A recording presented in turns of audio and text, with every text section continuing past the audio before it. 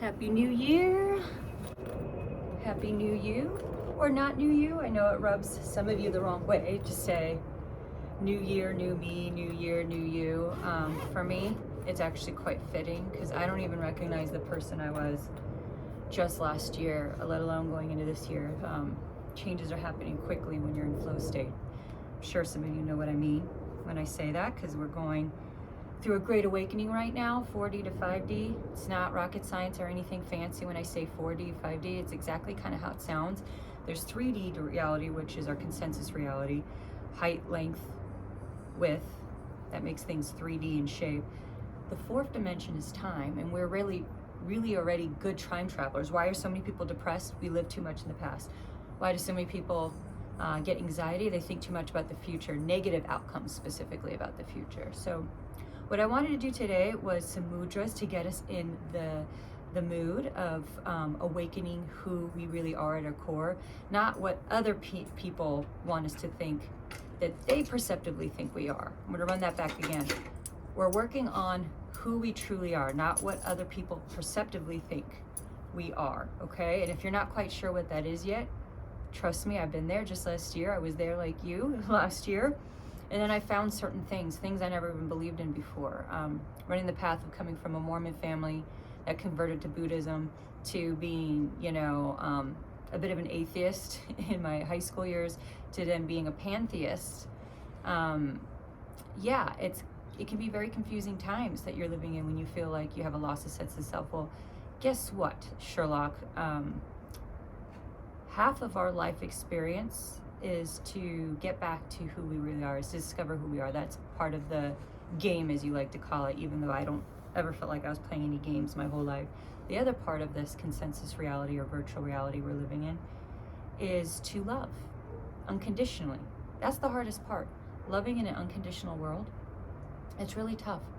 So just in a quick 10 minutes, I'm going to take you through a quick couple modalities. You can do any one of these in 1 minute or less to heal yourself. I like to play wind instruments because it actually is calling in one of the four elements. There's actually 5 in total when you do hand mudras, one for each finger that correlates to the chakras, minus the third eye and the crown because they're not connected to your spine. The mudras are connected to the meridians, which are connected to the spine. And as you know, there's earth, wind, water, fire, and the 5th one is the universe. I'm going to kick us off with a little ocarina playing because sometimes music, without me telling you what to do, can get you more in the mood than me trying to suggest or tell you. I think you also know what I mean, all those big music listeners out there.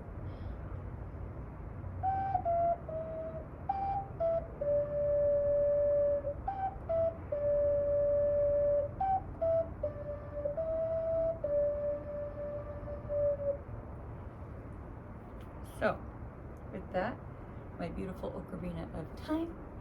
If you're a big Zelda game player, you know what that is. I wanted to kick this off by saying I had a to-do list. They say that's one of the good things when manifesting the new year, also keeping in a positive state. Whatever you appreciate, appreciates. The universe loves gratitude. And as Abraham Hicks says, everything good coming your way is there for you. You just have to either go with it or resist it. When you resist, that's when bad things can happen. I'm a big believer in pronoia, meaning the universe conspires to help you, even when it comes to the really hard lessons. And I've had some of the hardest things that definitely and did create trauma in my life, and I transcended past that. So something to do right now, if you're not big into meditating and just sitting still, I get it, I have ADD, so sitting still was torture, especially in my tween years when my parents were just getting into Buddhism. I was like, what am I doing? At least they had walking meditation. It kept me a little bit more sane than just sitting there. But hand mudras, something I wish I discovered a lot earlier. Just recently discovered it in my 40 years of life. I'm taking an advanced mudra class now.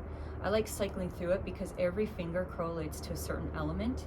And just so you know, the hands and the feet are superconductors. I like to think of them as the tips of the batteries that when you plug it into whatever machine you're trying to power on, your feet and your hands are the end receptors and transmitters of your body battery. There's 3 major nerves in the hands, but 5 major elements that go through the fingertips. Same things with the toesies. So a good place to start for the new year 2023, new you or don't have a clue, either way this will help you. I like to start with the booty mudra, which is the thumb to pinky. A lot of people out there probably seen the famous yogi mudra when someone's meditating on a hill and has a bunch of followers. That's great. There's a lot of great juicy universe energy here. But what I like is if you're new to mudras, just cycle through the fingers and just journal or just make a mental note to yourself how you feel. They all feel a little bit different. It's like different currents, same battery charge because it's the same you. It can feel different on day to day because they are ultimately powered by your main energy centers, also known as your chakras. Chakras are actually translated as energy discs from the Ayurvedic tradition. So thumb to pinky, I like to do an eye, and then thumb to ring finger, create. Middle finger to thumb, this is the universe. Fifth element, my. And we do have the universe within us, so I love that. I think this is beautiful. And then reality is the pointer finger. And if you're interested, I'm actually gonna go ahead and post a picture to show you which element relates to which finger, because you can do some really witchy woo-woo, fun for you, healing things with that. I'm just gonna show you one basic hand mudra because I think this is an important one. Most of us, frankly, choose not to be, are not connected with mass consciousness and collective consciousness, and going from 4D to 5D, like I explained earlier, is frankly working with the within. Even though crown is technically just above your head, you can use crown and ask universal consciousness, universe, the collective, to heal you. And a simple version of the crown mudra is just this. You see a lot of celebrities do this. It is related to the crown chakra, the last one up the spinal column. There are some hidden chakras and mudras I can show you, but we don't have that much time today.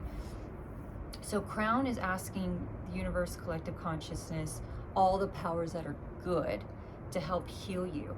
And since they're triangles, I like to think of it as like the pointer. If you don't believe in this, I'm sorry, I don't mean to offend you, but it's like the pointer on the Ouija board. These aren't things you have to believe in, but like even like a compass, an old kind of compass that people do like in cartography, they have this kind of triangle. I put it above my head, I breathe in, breathe out, and say there's a specific energy center or organ near an energy center. Energy centers do take care of different organs, your chakras. I'll place it, because my heart always needs a lot of work, doesn't yours too? I'll place it near my heart center, chakra, and breathe in and breathe out. And just consciously through my hands, without saying a word, I'm asking the collective up here, universe, to help my heart center. And I'll breathe in for 4 seconds, up, and then down 4 seconds. Another way, one of the more traditional ways you'll see in a mudra chart, is to have your hands interlaced and pinkies up. And I love this because I feel like it's kind of like a sword pointer or magic wand through my pinkies, the booty mudra, which has a lot of significance towards healing internal organs, and it produces a lot of fire, all in your little pinkies. I like to go ahead and place this sometimes on my third eye just because it feels right for me. And you can feel when certain things feel right, you know. I like to compare mudras when you're realizing that your hands are the ends of batteries, or that maybe sometimes you have the wrong battery in the device. You know, our body can be charged by all kinds of batteries, crystals, food, any type of energy. I like to think the pinky's perfect because sometimes people overdo it. We tend to overdo it. And what I'm finding a lot in manifesting gurus and teachers is that, and guides, is that we tend to overdo things, and we need to slow down and assess before we really move forward, which is also really good suggestions I want to offer to you because we're in Mercury retrograde. So Mercury retrograde is all about reassessing, reevaluating, restructuring, reassigning, just reevaluating. So what I've noticed using my pinkies in these mudras is that that's the right amount of energy. It's like using a AAA rather than a AA, which sometimes I overcharge myself. You can feel this way with crystals. You can feel this way with certain yoga poses even.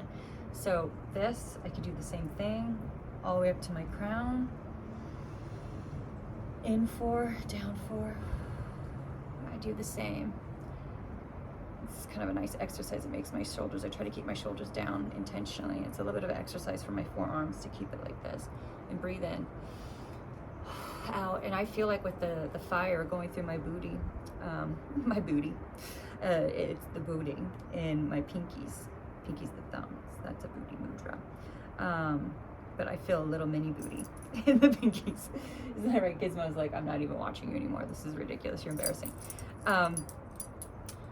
I feel it shoot all the way down to my root.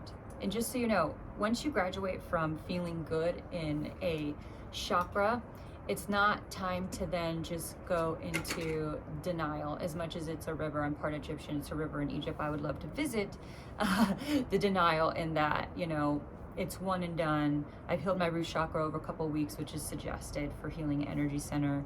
I can move on. You revisit these sets, these spaces, these energy centers accordingly as you feel weak in them. For example, if there's a time where you feel like you're not manifesting abundance so you don't get the money you need, you really should always go back to the root chakra. That's the energy center that takes care of that. Why? The tip of the tailbone and the spine. It's what makes us feel grounded as human beings. So mote it be through the energy centers up and down your energy grid. So that's the short explanation of that. And oh, it just got 11:11 when I just said that, and there's a couple of hummingbirds saying their thing. So I'm just gonna leave it at that for you for now. If you feel like, hey, you know what, I wanna go beyond this woo-woo stuff, Stephanie, and I just wanna know what organs I feel hurting in my kidneys, lower abdomen, specific area work, body-related work, there's something called applied kinesiology. This is something started by David Hawkins and many other teachers, where you actually do tapping into the body. You do body tests and you ask yourself simple questions. Medium applied pressure, getting back to the booty mudra, but just very medium applied pressure, not like you're trying to pinch the heck out of something. Medium applied pressure, we're doing almost the guru mudra, but just like this. And then we put the other index finger through it, the loop, and just ask yourself, divine being of love and light, do I feel pain in my kidney? I do a little bit. And if it breaks through, you know that there's a pain there, but don't overly hold it so you're not breaking through anything. Just medium. Your body knows better than your mind knows. Believe it, your body knows more than your mind knows half the time, because we're stuck in our ego or spiritual materialism or mindset where it's mind over matter. Yes and no. There's a trinity involved, mind, body, and spirit. And sometimes parts of your system, like a car, fail and it's trying to tell you through the light system, your brain, but it starts in the body of the car. So you can get really intuitive and figure out that your body's hurting before your brain tells you you're hurting. Sometimes you're just so stuck in thoughts like, oh, I went through another breakup. When is it ever going to be me? Or when is it ever going to be me in the job to get the position I want? You're so stuck in that. Your check light systems are going on, and whether you're ready for or not, it's the same thing like happens in your car. The lights are going off. So don't be in denial. The river in Egypt. Flow with whatever the current's telling you. It's a great way to flow. Apply kinesiology. David Hawkins, he was knighted by the Queen. He created the levels of consciousness from shame all the way up until supercausal truth and universal consciousness, and in between unconditional love. That's 5D consciousness again. Talking about 4D, 5D. 5D is actually scientifically proven to exist on the subatomic level. It's related to string theory. You know, they say there's 11. In some theories, there's 22. Actually relates to the different levels of consciousness that David Hawkins laid out. And many large corporations and founders of corporations apply his work and the different levels of consciousness. So it's really incredible work. He got knighted for it. And this is what I'm showing you. A PhD doctor that's using applied kinesiology. So I didn't say I feel it in my limbs. Do I feel it in my kidneys? Do I feel it in my lungs? Divine being a source beauty and light. Do I feel it in my throat chakra? Oh, broke through. You know, my voice suffers. I tend to get a sore throat for real in real life. I get a sore throat and it hurts.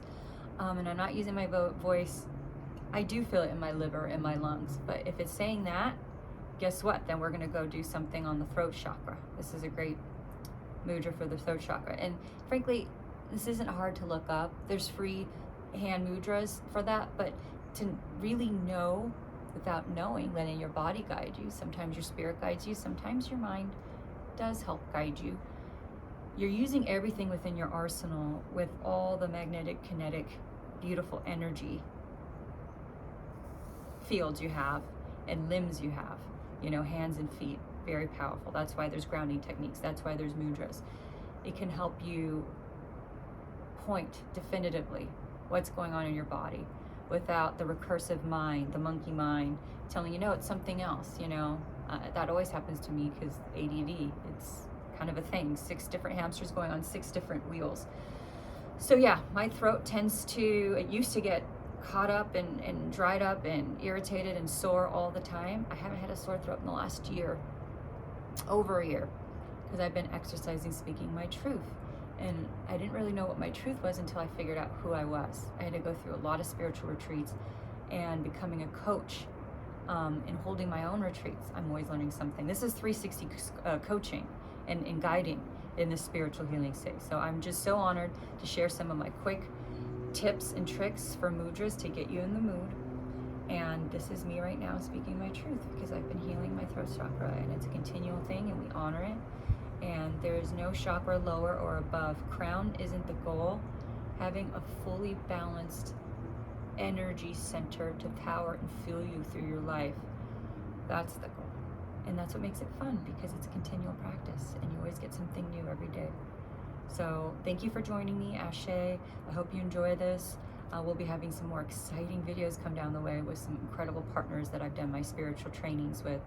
Stay tuned. Ashe and namaste.